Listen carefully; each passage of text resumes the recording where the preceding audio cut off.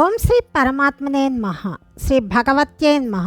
శ్రీమద్దేవి భాగవతము 3వ స్కందము 13వ అధ్యాయము. ఈ 13వ అధ్యాయంలో భగవంతుడకు విష్ణువు అంబికా యజ్ఞమును చేయడము, ఆకాశవాణి పలకటము మనం తెలుసుకుంటాము. ఈ మొత్తం 3వ స్కందంలోని 16వ భాగాన్ని మనం ఇప్పుడు తెలుసుకుంటున్నాము. జనమేజయుడు అడుగుతున్నాడు, పితామహ, అపార శక్తిశాలియు భగవంతుడైన విష్ణువు స్వయముగా జగత్తుకు కారణము. ఆయన కూడా యజ్ఞం చేశాడు. అది ఎట్లా కుదిరింది మహామతి? ఆ యజ్ఞములో బ్రాహ్మణులు ఎవరు సహాయకులయ్యారు? వారు వేదముల రహస్యములను ఎరిగిన వాళ్లేనా? ఋత్విజులో పనులను ఎవరు చేస్తున్నారు? పరమ తపస్వియగు మునీంద్ర, విష్ణు భగవానుడు ఏ విధముగా అంబికా యజ్ఞాన్ని చేశాడు? దానిని విని ఆ పద్ధతిని అనుసరిస్తూ సావధానుడనై నేను కూడా యజ్ఞం చేస్తాను, దయతోటి చెప్పమని ప్రార్థించాడు. వ్యాస మహర్షి ఇలా పలుకుతున్నాడు, మహాభాగ్యశాలివగు రాజా, భగవతీ యజ్ఞము సంపన్నమైన విధానముతో కూడిన పరమ అద్భుత ప్రసంగాన్ని విస్తృతంగా చెప్తాను విను. భువనేశ్వరీదేవి తన శ్రీ విగ్రహము నుండి 3 శక్తులను ప్రకటించింది. ఆ 3 శక్తులే బ్రహ్మ, విష్ణు, శంకరులని రూపాలతో పురుషులయ్యారు. చక్కటి విమానములలో వారి ఆసనములు ఉన్నాయి. ఆ సమయమున ఆ ప్రముఖ దేవతల ఎదుట భయంకరమైన జలార్ణవమే కనిపిస్తూ ఉన్నది. కాబట్టి వారు నిలవడానికి స్థలాన్ని ఏర్పాటు చేసుకోసాగారు. వారి ద్వారా పృథివీ యొక్క సృష్టి జరిగింది. దాని మీద వాళ్ళు నివసిస్తున్నారు. ఆ సమయంలో భగవతి భువనేశ్వరియే ఆ ఆధార శక్తి అయిన పృథివిని వారి వద్దకు పంపించింది. అప్పుడే ఆ పృథివి ప్రతిష్ఠింపబడింది. మధుకైటబుల మేధస్సు కలిగి ఉండటం వలన మేదిని అని, సర్వమును ధరించుట వలన ధరయని, విస్తారముగా ఉండుట వలన పృథివీ అని భూమి పిలవబడింది. సర్వాధిక్యముగా ఉండుట వలన భూమికి మహి అని కూడా పేరు వచ్చింది. భగవతి భువనేశ్వరీదేవి ఆ పృథివిని శేషనాగుని పడగల మీద నిలబెట్టింది. అతడు దానిని స్థిరముగా ధరించాడు. ఈ ఆలోచనలతో విశాల పర్వతములనన్నింటినీ ఆ జనని సృష్టించింది. పెద్ద కర్రను ఇనుపమేకు బిగించి ఉన్నట్లుగా పర్వతములు భూమి యందు నెలకొల్పబడ్డాయి. కాబట్టి గిరులు మహీధరములని పిలువబడ్డాయి. భగవతి అనేక యోజనముల విశాలమైన సుమేరు పర్వతమును ఎంతో సుందరముగా అలంకరించింది. అనేక మణిమయ శిఖరములు దాని అద్భుత శోభను పెంపొందిస్తూ ఉన్నాయి. మరీచి, నారదుడు, పులస్త్యుడు, పులహుడు, క్రతువు, దక్ష ప్రజాపతి, వశిష్ఠుడు వీరు బ్రహ్మ మానసపుత్రులు. మరీచితో కశ్యపుడు ప్రకటమయ్యాడు. దక్ష ప్రజాపతికి 13 కన్యలు ఉద్భవించారు. కశ్యపుని ద్వారా ఆ దక్ష కన్యలకు దేవతలు, దానవులు జన్మించారు.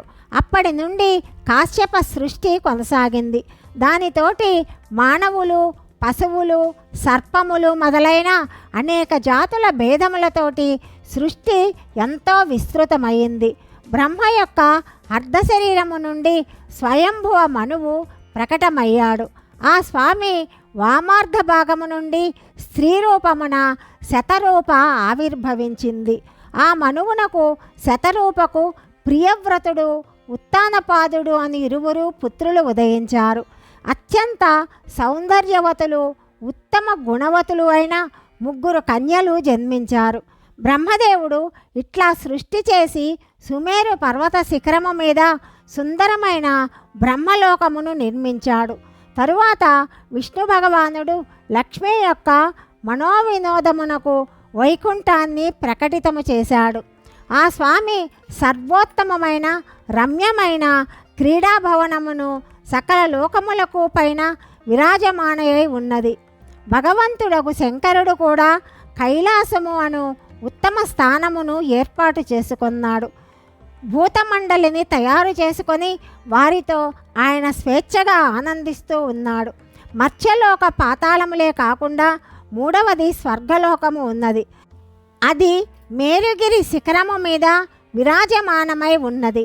రకరకములైన రత్నములతో సుశోభితమై ఆ స్థలము దేవరాజగు ఇంద్రునకు నివాస స్థానమయ్యింది.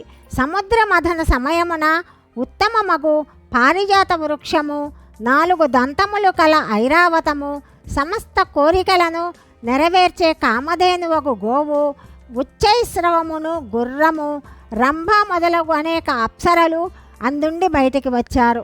స్వర్గమును సుశోభితమనర్చు వారందరికీ ఇంద్రుడు తన వద్ద నివాసం ఏర్పరిచాడు.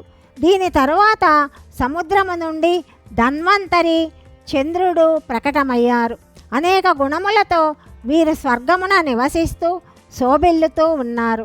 రాజేంద్ర, ఈ విధంగా 3 విధములైన సృష్టి ప్రకటమైనది. దేవతలు, పశువులు, మానవులు మొదలుగా కల అనేక భేదములతోటి ఈ సృష్టి కల్పన చెయ్యబడింది. సంచిత కర్మలకు అనుగుణముగా అండజములు, పిండజములు, స్వేదజములు, ఉద్భిజములు అను 4 భేదములతో జీవసృష్టి జరిగింది. ఇట్లా సృష్టి కార్యము నిర్వహించి బ్రహ్మ, విష్ణు, శంకరుడు ఈ మహానుభావులందరూ కూడా తమ తమ దివ్యధామములలో ఆనందముగా స్వేచ్ఛగా పనులు చేసుకుంటున్నారు. ఈ విధముగా సృష్టి జరిగిన తరువాత భగవంతుడకు విష్ణువు లక్ష్మీదేవితో కూడి తన దివ్య భవనమున ఆనందముగా ఉన్నాడు. ఒకరోజు విష్ణు భగవానుడు వైకుంఠమున విరాజమానుడై ఉన్నప్పుడు అమృత సాగరమందు సుశోభితమై ఉన్న మణిద్వీపము జ్ఞాపకానికి వచ్చింది. అక్కడే ఆ స్వామి మహామాయను దర్శించాడు. ఆ దేవి పవిత్ర మంత్రము కూడా లభించింది. ఆ పరమశక్తి స్మరణకు వచ్చిన తర్వాత ఆయన ఆమె నుండి వేరుగా ఉండలేకపోయాడు. అప్పుడు ఆ లక్ష్మీకాంతుడకు శ్రీహరి మనస్సులో అంబికా యజ్ఞము చేసే ఆలోచన వచ్చింది. అందువల్ల ఆయన తన భవనము నుండి క్రిందకు దిగొచ్చాడు. మహాదేవుని పిలిచాడు. బ్రహ్మ, వరుణుడు, ఇంద్రుడు, కుబేరుడు, అగ్ని, యముడు, వశిష్ఠుడు, కశ్యపుడు, దక్ష ప్రజాపతి, వామదేవుడు, బృహస్పతి వీరందరూ కూడా పిలిపించబడ్డారు. ఎంతో విస్తృతముగా యజ్ఞము చేయడానికి తగిన సామాగ్రి అంతా ప్రోగు చేయబడింది. అమూల్యములైన సాత్విక మనోహర సామాగ్రి అంతా ఒకచోట చేర్చబడింది. శిల్పుల ద్వారా ఆ విశాల యజ్ఞశాల నిర్మించబడింది. ఉత్తమ వ్రతపాలకులకు 27 పరమశ్రేష్ఠులైన బ్రాహ్మణులు ఋత్విజుల రూపాన ఎన్నుకోబడ్డారు. అగ్నిని స్థాపించడానికి స్థలము ఒకటి ఏర్పాటు చేయబడింది. పెద్ద పెద్ద వేదికలు తయారు చేయబడ్డాయి. బ్రాహ్మణులు కూర్చొని దేవి యొక్క బీజమంత్రమును అంటే మహాబీజ జపము చేయసాగారు.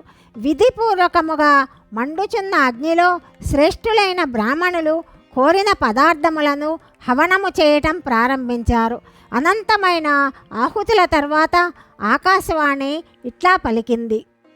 ఆకాశవాణి విష్ణు భగవానుడు వినుతుండగా ఏం పలికిందో తదుపరి భాగంలో తెలుసుకుందాం. సర్వం శ్రీకృష్ణార్పణమస్తు.